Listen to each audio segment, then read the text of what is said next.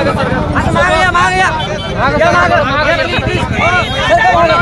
चलेगी, नहीं चलेगी, तेरी दादागिरी नहीं चलेगी, नहीं चलेगी, तेरी तानाशाही नहीं चलेगी, नहीं चलेगी।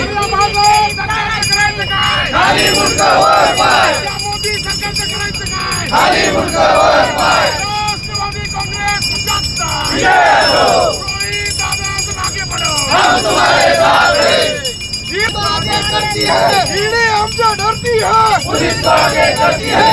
आदरणीय पवार साहेबांचं जय हो, आदरणीय पवार साहेबांचं जय हो, राष्ट्रवादी काँग्रेस पक्षाचा जय हो। रोहित दादा आमच्या ज्या रोहितदादांच्या संघर्ष यात्रेमध्ये आम्ही सर्वजण त्यांच्यासोबत महाराष्ट्र चालला आणि त्या संघर्ष यात्रेच्या माध्यमातून अनेक मागण्या महाराष्ट्रामधल्या युवकांच्या होत्या, शेतकऱ्यांच्या संदर्भातल्या होत्या, बेरोजगारी संदर्भातल्या होत्या, आरक्षण संदर्भातल्या होत्या, सर्वसामान्य जशा युवकांच्या सामूहिक शाळा योजना असतील, रखडलेल्या नियुक्त्या असतील, नोकर भरती असेल, अशा अनेक मागण्या त्या संदर्भातलं आज आमचं आंदोलन आहे।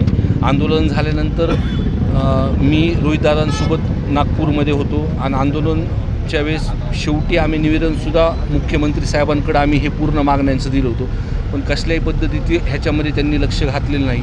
त्या उलटं लोकांचा मध्ये जो रोष आहे किंवा महाराष्ट्राच्या लोकांना ज्या गरजा आहेत किंवा युवकांच्या ज्या गरजा आहेत, शिक्षणासंदर्भातल्या असतील, शेतकऱ्यांच्या ज्या प्रश्न आहेत, त्या संदर्भात जो कुणी आवाज उठवतो महाराष्ट्रामध्ये, आज तुमच्या लक्षात येईल की तो ईडीच्या माध्यमातून त्या चौकशीला समोर जातो आणि ह्याचं सर्वात मोठं उदाहरण रोहितदादा आहेत की ते आजसुद्धा ईडीच्या ऑफिसमध्ये चौकशीला तिथं आहेत।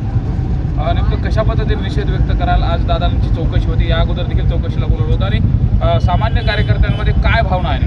नाही, सर्व हा फक्त राष्ट्रवादी काँग्रेस पार्टीच्या कार्यकर्त्यांचीच भावना नाही, तर पूर्ण महाराष्ट्र हा सर्व गोष्ट बोलतो। आज मीडियासमोर सुद्धा कुणी बोलायला तयार नाही। कुणी एखादं या सरकारविरुद्ध जर बोललं तर त्याला लगेचच्या लगेच ईडीच्या नोटीस होती। फक्त त्या व्यक्तीलाच ईडीच्या नोटीस येत नाहीत, तर त्या घरच्या लोकांना सुद्धा ईडीच्या नोटीस येतात आणि हे पूर्ण महाराष्ट्र बघत आहे।